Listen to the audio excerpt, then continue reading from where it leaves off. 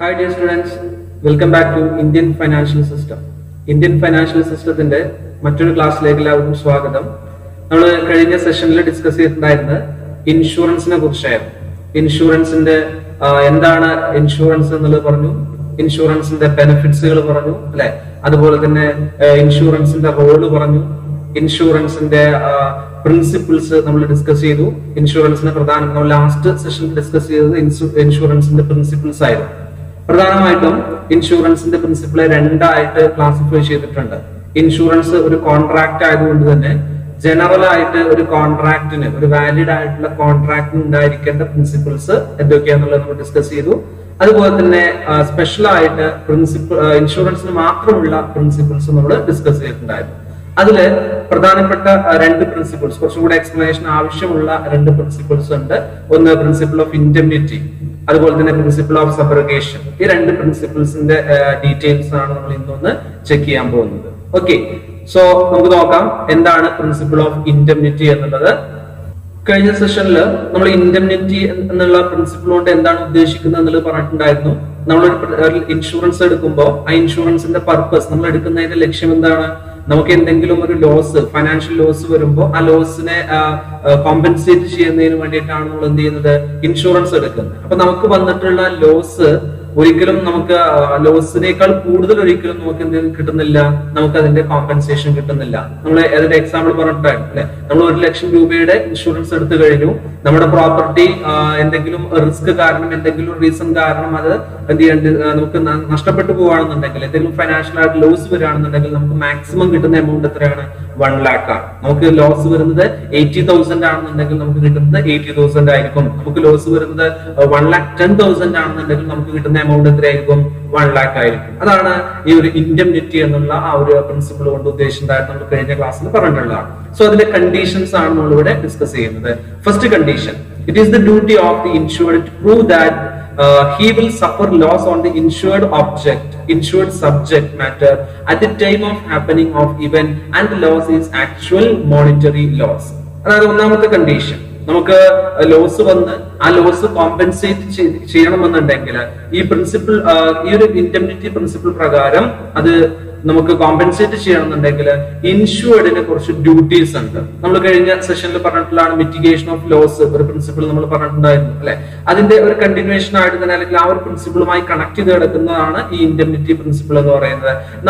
നമ്മൾ എന്തിന്റെ മുകളിലാണോ ഇൻഷുറൻസ് എടുത്തിട്ടുള്ളത് ആ സബ്ജക്ട് മാറ്ററിന് വരാൻ സാധ്യതയുള്ള ആ ഒരു റിസ്കിനെ റെഡ്യൂസ് ചെയ്യാൻ, അതിന്റെ ആ ഒരു സ്ട്രെങ്ത്തിനെ റെഡ്യൂസ് ചെയ്യാൻ ആവശ്യമായിട്ടുള്ള കാര്യങ്ങളെല്ലാം നമ്മൾ ചെയ്തിരിക്കണം. അതായത് നമ്മളൊരു ഫയർ ഇൻഷുറൻസ് എടുത്തു, നമ്മുടെ ബിൽഡിംഗ് ഫയർ വന്ന് നശിച്ചുകൊണ്ടിരിക്കുകയാണ്, ഫയർ പിടിപെട്ടിട്ടുണ്ട്, അത് റെഡ്യൂസ് ചെയ്യാൻ ആവശ്യമായിട്ടുള്ള കാര്യങ്ങളെല്ലാം ഇൻഷുർഡ് എന്ത് ചെയ്യണം, ചെയ്തിരിക്കണം. അല്ലാതെ ഞാൻ ഇൻഷുറൻസ് എടുത്തിട്ടുണ്ട് എന്ന് പറഞ്ഞിട്ട് അത് നശിച്ചോട്ടെ, എനിക്ക് എന്ത് ചെയ്യാം, കോമ്പൻസേഷൻ കിട്ടും, എനിക്ക് ലോസ്, പിന്നെ ഇൻഷുറൻസ് കമ്പനീസ് എന്ത് ചെയ്യും, എന്റെ ഫൈനാൻഷ്യൽ ലോസിനെ കോമ്പൻസേറ്റ് ചെയ്യുമെന്ന് പറഞ്ഞ് നമുക്ക് നോക്കി നിൽക്കാൻ പറ്റില്ല. അവിടെ എന്ത് ചെയ്യണം, അത് റെഡ്യൂസ് ചെയ്യാൻ ആവശ്യമായിട്ടുള്ള എല്ലാ മെഷേഴ്സും നമ്മൾ ചെയ്തിരിക്കണം എന്നുള്ള അതാണ് പറയുന്നത്. ആ ഒരു ആക്ച്വൽ ലോസ് എന്തായിരിക്കണം, മോണിറ്ററി ലോസും കൂടെ ആയിരിക്കണം. നമുക്കത് മോണിറ്ററിയില് വാല്യൂല്, അതായത് നമുക്ക് ഇൻ ടേംസ് ഓഫ് മണിയിൽ നമുക്കത് എന്ത് ചെയ്യണം, മെഷർ ചെയ്യാൻ സാധിച്ചിരിക്കണം എന്നുള്ളതാണ്. അതുകൊണ്ടാണ് നമ്മൾ പറഞ്ഞത് ഒരിക്കലും life insurance indemnity principle applicable അല്ല. എന്തുകൊണ്ട്?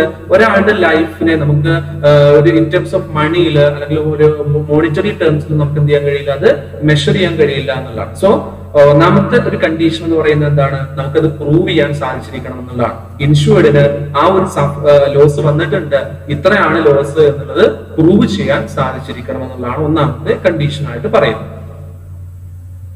Then second one, indemnification should not be more than the amount insured. ഞാൻ നേരത്തെ പറഞ്ഞു, ഇൻഷുറൻസ് എടുത്തിട്ടുള്ള ആ ഒരു എമൗണ്ടിന്റെ മുകളിൽ വരുന്ന എമൗണ്ടുകൾ ഒരിക്കലും എന്തല്ല, ഇൻഡെംനിഫിക്കേഷൻ നമുക്ക് സാധ്യമല്ല, അതായത് കോമ്പൻസേഷൻ കിട്ടില്ല. നമ്മൾ 1 ലക്ഷം രൂപയുടെ ഇൻഷുറൻസ് എടുത്തു, നമുക്ക് ലോസ് വന്നത് 1,50,000 ആണെങ്കിൽ നമുക്ക് കിട്ടുന്നത് എത്രയായിരിക്കും? 1 ലക്ഷം രൂപ മാത്രമാണ് നമുക്ക് കിട്ടുന്നത്, നമുക്ക് 1,50,000 നമുക്ക് കിട്ടുന്നില്ല. അതാണ് ഒരു കണ്ടീഷൻ എന്ന് പറയുന്നത്. ഒരിക്കലും നമുക്ക് എന്ത് ചെയ്യാൻ കഴിയില്ല, ഇതിന് മുകളിൽ നമ്മൾ ഇൻഷുറൻസ് പോളിസി എടുത്തിട്ടുള്ള ആ ഒരു എമൗണ്ടിന് മുകളിൽ നമുക്ക് ഒരിക്കലും നമുക്ക് ക്ലെയിം ചെയ്യാൻ സാധിക്കുന്നതല്ല. The next, if the insured gets more amount than the amount insured, the insurer has the right to get back the excess amount paid. അതായത് നമുക്ക് എന്തെങ്കിലും ഇൻ കേസ് നമുക്ക് ആ ഒരു കൂടുതൽ എമൗണ്ട് കിട്ടുകയാണ്, ഇൻഷുറൻസ് എടുത്തതിനേക്കാൾ കൂടുതലായിട്ട് എമൗണ്ട് നമുക്ക് കിട്ടുകയാണെന്നുണ്ടെങ്കിൽ അതെന്ത് ചെയ്യാൻ സാധ്യതയുണ്ട്, നമ്മളിൽ നിന്നും അത് ഇൻഷുറൻസ് കമ്പനീസ് അത് തിരിച്ചു മേടിക്കാനുള്ള സാധ്യതയുണ്ട് എന്നുള്ളതാണ് പറയുന്നത്. ഇത് നമ്മൾ കഴിഞ്ഞ ദിവസം നമ്മൾ പറഞ്ഞിട്ടായിരുന്നു പ്രിൻസിപ്പിൾ ഓഫ് കോൺട്രിബ്യൂഷൻ എന്നുള്ള പ്രിൻസിപ്പിൾ. അതായത് ആക്ച്വലി ഈ ഒരു പ്രിൻസിപ്പിൾ, ഇൻഡെംനിറ്റി പ്രിൻസിപ്പിൾ എന്ന് പറയുന്ന മറ്റു എല്ലാ പ്രിൻസിപ്പിൾസും കൂടെ കൺസിഡർ ചെയ്യുക, അല്ലെങ്കിൽ എല്ലാ പ്രിൻസിപ്പിളുമായി കണക്ട് ചെയ്ത് കിടക്കുന്നതാണ്. എന്തായിരുന്നു പ്രിൻസിപ്പിൾ ഓഫ് കോൺട്രിബ്യൂഷൻ എന്ന് പറഞ്ഞത്? നമ്മൾ പിന്നെ ഡബിൾ ഇൻഷുറൻസ് എടുക്കുകയാണ്, ഒന്നിൽ കൂടുതൽ കമ്പനീസ് നമ്മൾ ഇൻഷുറൻസ് എടുക്കുന്നു. സോ സ്വാഭാവികമായിട്ടും നമ്മൾ വിചാരിക്കുന്നത് എന്താണ്, എല്ലാ ഇൻഷുറൻസ് കമ്പനീസും ഒരു ലോസ് വരുമ്പോൾ നമുക്ക് ആ എമൗണ്ട് തരുമെന്നുള്ളതാണ്. നമ്മൾ അതിന്റെ എക്സാമ്പിൾ പറഞ്ഞിരുന്നല്ലേ, ഒരു പർട്ടിക്കുലർ പേഴ്സൺ എന്ത് ചെയ്യുന്നു, 3 കമ്പനിയിൽ ഇൻഷുറൻസ് എടുക്കുന്നു. ടോട്ടൽ അദ്ദേഹം എടുത്തിട്ടുള്ള ഇൻഷുറൻസ് എത്രയായിരുന്നു? 3 ലക്ഷമായിരുന്നു. പക്ഷേ ആക്ച്വലി ആ ഒരു പിന്നെ പ്രോപ്പർട്ടിയുടെ വാല്യൂ എന്ന് പറയുന്നത് ആ 3 ലക്ഷത്തിനേക്കാൾ താഴെയാണ്. അപ്പൊ നമുക്കൊരു ലോസ് വന്നു, ലോസ് 50,000 ആണെന്നുണ്ടെങ്കിൽ ആ 50,000 എന്ത് ചെയ്യും, 3 കമ്പനീസും കൂടെ ഷെയർ ചെയ്തിട്ടാണ് നമുക്ക് നൽകുന്നത്. അല്ലാതെ എല്ലാ കമ്പനീസും എന്ത് ചെയ്യുന്നില്ല, 50,000 വെച്ച് നമുക്ക് നൽകുന്നില്ല, അല്ലെ? അതാണ്. അപ്പൊ നമുക്ക് എന്ത് ചെയ്യണം, നമുക്ക് ലോസ് വന്നതിനേക്കാൾ കൂടുതൽ നമുക്ക് നമ്മുടെ കയ്യിലേക്ക് ക്യാഷ് വരികയാണ്, അല്ലെ? നമുക്ക് ലോസ്, ആക്ച്വൽ ലോസ് എത്രയാണ്? 50,000 ആണ്. ഓരോ കമ്പനീസും 50,000 തന്നാൽ 3 കമ്പനി വരുമ്പോൾ എന്തായി? 1,50,000. അപ്പൊ 1 ലക്ഷം രൂപ നമുക്ക് എക്സ്ട്രാ വന്നു. ആ 1 ലക്ഷം രൂപ കമ്പനീസ്, ഇൻഷുറൻസ് കമ്പനീസ് തിരിച്ചു മേടിക്കാനുള്ള ഒരു പിന്നെ പ്രിൻസിപ്പിൾ ആണ് ഈ പ്രിൻസിപ്പിൾ ഓഫ് ഇൻഡെംനിറ്റിയുടെ കണ്ടീഷനിലൂടെ പറയുന്നത്. Then if the insured gets an amount from third party after receiving the full amount of indemnity, then the insurer have the right to receive full amount paid by the third party. ഇത് നമ്മൾ principle of സബ്രോഗേഷൻ എന്ന് പറഞ്ഞിട്ടുണ്ടായിരുന്നു. എന്താണ് principle of സബ്രോഗേഷൻ എന്ന് പറഞ്ഞിട്ടുള്ളത്? നമുക്ക് insurance company നമ്മുടെ loss compensate ചെയ്ത് കഴിഞ്ഞാൽ ആ പ്രോപ്പർട്ടിയുടെ മുകളിൽ ഇൻഷുറൻസ് കമ്പനീസിന് റൈറ്റ് ഉണ്ട് എന്നുള്ളതാണ്. അതുപോലെ തന്നെ ഇതിന്റെ കോസ്, ഈ ഒരു ലോസ് വരാനുള്ള കാരണം എന്ന് പറയുന്നത് ഒരു തേർഡ് പാർട്ടി ആണെന്നുണ്ടെങ്കിൽ, ഒരു തേർഡ് പാർട്ടി മനഃപൂർവ്വം എന്ത് ചെയ്യാണ്, നമ്മളിലേക്ക് ലോസ് ഉണ്ടാക്കിയിരിക്കുകയാണ്. അതായത് നമ്മുടെ ബിൽഡിങ്ങിന് എന്ത് ചെയ്തു, ഫയർ മൂലം നശിപ്പിക്കുന്നു, അത് തേർഡ് പാർട്ടി ആണെന്നുള്ളത് ഇൻവെസ്റ്റിഗേഷനിലൂടെ പ്രൂവ് ചെയ്യപ്പെട്ടാൽ നമുക്ക് എന്ത് ചെയ്യാൻ കഴിയും, ആ തേർഡ് പാർട്ടിയിൽ നിന്നും നമുക്ക് ക്യാഷ് കിട്ടും, അല്ലെ? നമുക്ക് തേർഡ് പാർട്ടിയിൽ നിന്ന് കിട്ടുന്നു. അങ്ങനെ നമ്മളിലേക്ക് ആ തേർഡ് പാർട്ടിയിൽ നിന്ന് ക്യാഷ് കിട്ടി, അതിന് മുമ്പ് എന്ത് ചെയ്തിട്ടുണ്ട്, ഇൻഷുറൻസ് കമ്പനിയും നമുക്ക് ആ ലോസ് കോമ്പൻസേറ്റ് ചെയ്തിട്ടുണ്ട് എങ്കിൽ നമുക്ക് തേർഡ് പാർട്ടിയിൽ നിന്ന് കിട്ടിയ ക്യാഷ് എന്ത് ചെയ്യാൻ സാധ്യതയുണ്ട്, ഇൻഷുറൻസ് കമ്പനീസ് തിരിച്ചു മേടിക്കുന്നതാണ്. അതായത് ഒരിക്കലും നമുക്ക് എന്ത് ചെയ്യാൻ കഴിയില്ല, ഇൻഷുറൻസ് എടുത്തതിലൂടെ നമുക്ക് പ്രോഫിറ്റ് ഉണ്ടാക്കാൻ സാധിക്കില്ല എന്നുള്ളതാണ് ഇതിന്റെ ഒരു ആകെത്തുക എന്ന് പറയുന്നത്. Okay, the next the principle of insurance is not applied in the case of personal and life insurance because the amount of loss cannot be calculated easily. ഞാൻ നേരത്തെ പറഞ്ഞതാണ്, ഒരിക്കലും പ്രിൻസിപ്പിൾ ഓഫ് ഇൻഡെംനിറ്റി ലൈഫ് ഇൻഷുറൻസിന്റെയും അതുപോലെ തന്നെ personal ഇൻഷുറൻസിലൊന്നും എന്തല്ല, ഇത് applicable അല്ല എന്നുള്ളതാണ്. ഓക്കെ, സോ ഇത്രയാണ് അതിന്റെ പ്രധാനപ്പെട്ട കണ്ടീഷൻസ് ആയിട്ട് പറയുന്നത്. സോ ഈ കണ്ടീഷൻസും കൂടെ നിങ്ങൾ എന്ത് ചെയ്യണം, ഇൻഡെംനിറ്റി പ്രിൻസിപ്പിളിന്റെ കൂടെ നിങ്ങൾ ചേർത്ത് പഠിക്കേണ്ടതാണ്. ഓക്കെ, ക്ലിയർ ആയിട്ടുണ്ടാവും വിശ്വസിക്കുന്നു. Next, methods of indemnity. Indemnify ചെയ്യുന്നതിന് വേണ്ടിയിട്ട് ഈ ഇത്തരത്തിൽ വരുന്ന ലോസുകളെ കോമ്പൻസേറ്റ് ചെയ്യുന്നതിന്റെ രീതി ഡിഫറെന്റ് ആയിട്ടുള്ള ഇൻഷുറൻസ് കമ്പനീസ് ഡിഫറെന്റ് ആയിട്ടുള്ള രീതിയിൽ എന്ത് ചെയ്യാറുണ്ട്, അത് ഇൻഡെംനിഫൈ ചെയ്യാറുണ്ട്, നമുക്ക് ആ ക്യാഷ് സെറ്റിൽ ചെയ്യാറുണ്ട്. അതിൽ പറയുന്നത് പ്രധാനമായിട്ടും 4 മെത്തേഡ്സ് ആണ് പറയുന്നത്. ഫസ്റ്റ് വൺ ക്യാഷ് പേയ്മെന്റ് ആണ്. നമുക്ക് എത്രയാണോ ആക്ച്വൽ ലോസ് വന്നിട്ടുള്ളത് ആ ലോസ് എന്ത് ചെയ്യുന്നു, എൻക്വയറിയുടെ ബേസിൽ എന്ത് ചെയ്യുന്നു, നമുക്ക് ക്യാഷ് ആയിട്ട് അല്ലെങ്കിൽ ചെക്ക് ആയിട്ട് നൽകുന്നു. അതായത് നമുക്ക് 50,000 ലോസ് വന്നു, ആ ലോസ് എമൗണ്ട് എന്ത് ചെയ്യും, 50,000 ഇൻഷുറൻസ് കമ്പനി എന്ത് ചെയ്യും, നമുക്കൊരിക്കലും നമുക്ക് ഇത്ര ലോസ് വന്നിട്ടുണ്ട് എന്നുള്ളത് നമ്മള് പിന്നെ ഇൻഷുറൻസ് കമ്പനിയോട് ഡയറക്റ്റ് ആയിട്ട് പോയി പറഞ്ഞു കഴിഞ്ഞാൽ നമുക്ക് ആ എമൗണ്ട് കിട്ടില്ല. അവർ ഇൻവെസ്റ്റിഗേഷൻ നടത്തി ആക്ച്വൽ ലോസ് എത്ര എന്നുള്ളത് ഐഡന്റിഫൈ ചെയ്തിട്ടാണ് എന്ത് ചെയ്യാൻ കഴിയുള്ളൂ, അവർക്ക് നൽകാൻ കഴിയും. സോ നമുക്കത് പ്രൂവ് ചെയ്യാൻ കഴിയും, നമുക്ക് ഇത്ര ലോസ് വന്നിട്ടുണ്ട്, നമ്മുടെ പ്രോപ്പർട്ടി ഇന്ന ഒരു റിസ്ക് കാരണം ഇത്ര ലോസ് വന്നിട്ടുണ്ട് എന്നുള്ളത് നമുക്കത് പ്രൂവ് ചെയ്യാൻ കഴിയണം. അപ്പോഴാണ് നമുക്കത് സെറ്റിൽ ചെയ്യുന്നത്, ആ ക്ലെയിം നമുക്ക് കിട്ടുന്നത്. ദെൻ ആ ക്ലെയിം, ആ സെറ്റിൽമെന്റ് ഒന്നുകിൽ എന്തായിരിക്കും, ക്യാഷ് ആയിട്ടോ അല്ലെങ്കിൽ ചെക്ക് ആയിട്ടോ നമുക്ക് നൽകാൻ ഒരു ഓപ്ഷൻ ഉണ്ട്. ദെൻ അത് ഇൻഷുറൻസ് കമ്പനീസ് ആണ് എന്ത് ചെയ്യുന്നത്, ഡിസൈഡ് ചെയ്യുന്നത്. മറ്റൊന്ന് പറയുന്നത് റിപ്പയേഴ്സ് ആണ്. റിപ്പയേഴ്സ് എന്ന് പറഞ്ഞാൽ ഇപ്പൊ നമുക്ക് നമ്മുടെ പ്രോപ്പർട്ടിയിൽ എന്തെങ്കിലും ഡാമേജ് വന്നു കഴിഞ്ഞാൽ ആ ഡാമേജ് എന്ത് ചെയ്യും, റിപ്പയർ ചെയ്ത് തരും. ഓക്കെ, ക്യാഷ് ആയിട്ട് തരില്ല, അതിന് പകരം എന്ത് ചെയ്യുന്നു, ആ പ്രോപ്പർട്ടി എന്ത് ചെയ്യുന്നു, ഡാമേജ് വന്നിട്ടുള്ള ആ ഒരു പോർഷൻ എന്ത് ചെയ്യാണ്, റിപ്പയർ ചെയ്തത് നമുക്ക് കറക്റ്റ് ആ ഒരു വർക്കിംഗിലേക്ക് എന്ത് ചെയ്യുന്നു, നമുക്കത് മാറ്റി തരും. മറ്റൊന്ന് പറയുന്നത് റീപ്ലേസ്മെന്റ് ആണ്. റീപ്ലേസ്മെന്റ് എന്ന് പറഞ്ഞാൽ സാധാരണഗതിയിൽ ഇത് ഉപയോഗിക്കാറുള്ള തെഫ്റ്റ് ഒക്കെ അല്ലെങ്കിൽ ബർഗ്ലറി ആയിട്ടുള്ള കേസുകളൊക്കെ വരുന്ന സമയത്താണ് എന്ത് ചെയ്യാറുള്ളത്, റീപ്ലേസ്മെന്റ് ഓപ്ഷൻ സാധാരണ ഇൻഷുറൻസ് കമ്പനീസ് ഉപയോഗിക്കാറുണ്ട്. അപ്പൊ നമ്മള് ഏതെങ്കിലും ഒരു പർട്ടിക്കുലർ പിന്നെ ഏതെങ്കിലും പർട്ടിക്കുലർ പ്രോപ്പർട്ടിയുടെ മുകളിൽ നമ്മൾ എന്ത് ചെയ്യാണ്, ഇൻഷുറൻസ് എടുക്കുകയാണ്. തെഫ്റ്റിന്റെ മുകളിലാണ് ഇൻഷുറൻസ് എടുത്തിട്ടുള്ളത്. അതായത് മോഷണം വരുമ്പോൾ എന്ത് ചെയ്യും, ആരെങ്കിലും മോഷിച്ചിട്ട് കൊണ്ടുപോകുകയാണെന്നുണ്ടെങ്കിൽ ആ കമ്പനി, ഇൻഷുറൻസ് കമ്പനി എന്ത് ചെയ്യും, ആ പർട്ടിക്കുലർ പ്രോപ്പർട്ടി നമുക്ക് റീപ്ലേസ് ചെയ്ത് തരും. അതേ സാധനം അതേ ഏജോട് കൂടി അതേ ക്വാളിറ്റിയോട് കൂടി നമുക്കത് റീപ്ലേസ് ചെയ്ത് തരുന്നതാണ്.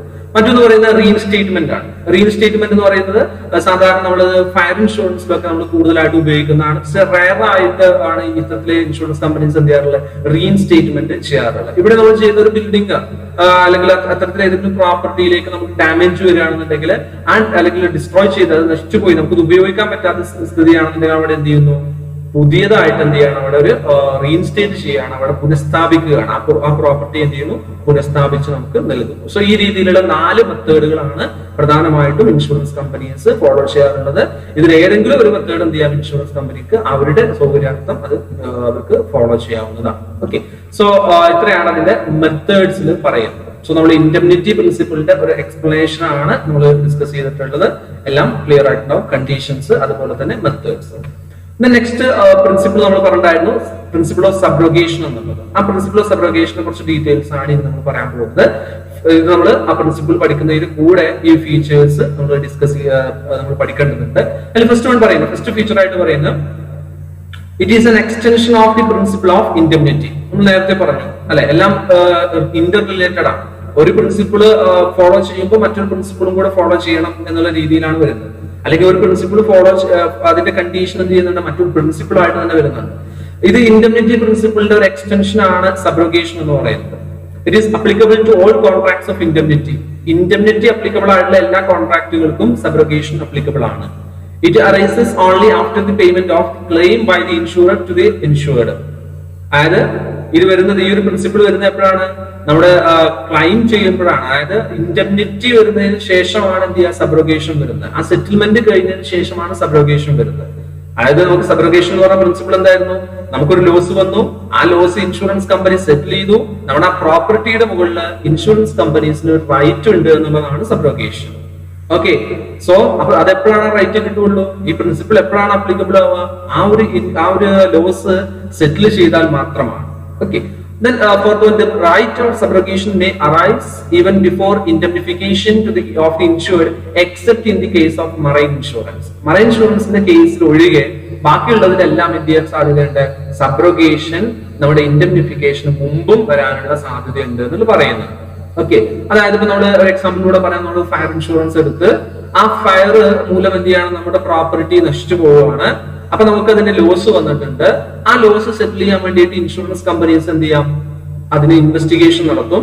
ഇൻവെസ്റ്റിഗേഷനിലൂടെ അവർ കണ്ടെത്തുകയാണ് ഒരു തേർഡ് പാർട്ടി മുഖേനയാണ് എന്ത് ചെയ്തിട്ടുള്ളത്, നമുക്ക് ഈ ലോസ് വന്നിട്ടുള്ളത്. സോ ആ തേർഡ് പാർട്ടിയിൽ നിന്നും ആ എമൗണ്ട് അവർക്ക് എന്ത് ചെയ്യാം, മേടിച്ച് നമ്മളിലേക്ക് ഏൽപ്പിച്ചു തരാനുള്ള ഒരു റൈറ്റ് ആർക്കുണ്ട്, ഇൻഷുറൻസ് കമ്പനീസിനുണ്ട് എന്നുള്ളതാണ് പറയുന്നത്. ഓക്കെ, അതുപോലെ തന്നെ വരുന്ന മറ്റു ഫീച്ചേഴ്സ് ആണ്, as per the principle of subrogation the insurer has the right to sue against third party. ഇൻഷുറർക്ക്, അതായത് ഇൻഷുറൻസ് കമ്പനിക്ക് ഞാൻ നേരത്തെ പറഞ്ഞു, തേർഡ് പാർട്ടി മുഖേനയാണ് ഒരു ലോസ് വരുന്നതെങ്കിൽ, ഇൻഷുർഡിന് ലോസ് വന്നിട്ടുള്ളത് തേർഡ് പാർട്ടി മുഖേനയാണെന്നുണ്ടെങ്കിൽ ആ തേർഡ് പാർട്ടിക്ക് എതിരായിട്ട് ഇൻഷുറർക്ക് എന്ത് ചെയ്യാം, കേസ് നൽകാവുന്നതാണ്. Okay, if the insured gets any money from the third party as a compensation after indemnification by the insurer, the insured can hold that amount of such compensation as trustee for the insurer. അതായത് ഇത് ഞാൻ നേരത്തെ പറഞ്ഞു, നമ്മൾ ഇൻഡെംനിഫിക്കേഷനിൽ പറഞ്ഞു, അതായത് third പാർട്ടിയിൽ നിന്ന് എന്ത് ചെയ്യുന്നു, എന്തെങ്കിലും ഒരു എമൗണ്ട് ഇൻഷുർഡിന് കിട്ടുകയാണ്. അപ്പൊ എനിക്ക് എന്തെങ്കിലും എമൗണ്ട് തേർഡ് പാർട്ടിയിൽ നിന്ന് കിട്ടുകയാണെന്നുണ്ടെങ്കിൽ എന്ത് ചെയ്യാം, ആ കിട്ടിയിട്ടുള്ള എമൗണ്ട് ഇൻഷുറർക്ക് എന്ത് ചെയ്യാം, ഇൻഷുറൻസ് കമ്പനിക്ക് അത് കളക്ട് ചെയ്യാവുന്നതാണ്. Under the principle of subrogation, insured cannot recover anything more than the amount of indemnification paid to the insured. അതായത് ഇൻഡെംനിഫിക്കേഷൻ എമൗണ്ടിനേക്കാൾ കൂടുതലായിട്ട്, നമുക്ക് വന്നിട്ടുള്ള ലോസിനേക്കാൾ കൂടുതലായിട്ടുള്ള ഒരു എമൗണ്ട് ഒരിക്കലും നമുക്ക് റിക്കവർ ചെയ്യാൻ സാധിക്കില്ല എന്നുള്ളതാണ് ഈ സബ്രോഗേഷൻ പ്രിൻസിപ്പിളിന്റെ മറ്റൊരു ഫീച്ചർ ആയിട്ട് പറയുന്നത്. ഇതെല്ലാം നമ്മൾ നേരത്തെ ഇൻഡെംനിഫിക്കേഷൻ പറഞ്ഞ കാര്യങ്ങൾ തന്നെയാണ് ഇതിൽ പറയുന്നത്. സോ സബ്രോഗേഷനും ഇൻഡെംനിഫിക്കേഷനും രണ്ടും എന്താണ്, രണ്ട് പ്രിൻസിപ്പിൾസും കൂടെ ഇന്റർ റിലേറ്റഡ് ആയിട്ടാണ് കിടക്കുന്നത്. ഓക്കെ, സോ ഈ പ്രിൻസിപ്പിൾ, ഈ ഒരു ഫീച്ചേഴ്സ് ജസ്റ്റ് നോട്ട് ചെയ്യാം. സോ ഇന്നത്തെ ഈ ഒരു സെഷനിൽ നമ്മൾ ഇത്രയാണ് ഡിസ്കസ് ചെയ്യുന്നത്. രണ്ട് പ്രിൻസിപ്പിളിന്റെ എക്സ്പ്ലനേഷൻ ആണ് പറഞ്ഞിട്ടുള്ളത്. സോ ഒന്ന് നോട്ട് ചെയ്യുക. കഴിഞ്ഞ ദിവസം നമ്മൾ അതിന്റെ മറ്റു പ്രിൻസിപ്പിൾസ് എല്ലാം പറഞ്ഞിട്ടുണ്ടായിരുന്നു. എല്ലാം ക്ലിയർ ആയിട്ടുണ്ടാവുമെന്ന് വിശ്വസിക്കുന്നു. Okay, thank you.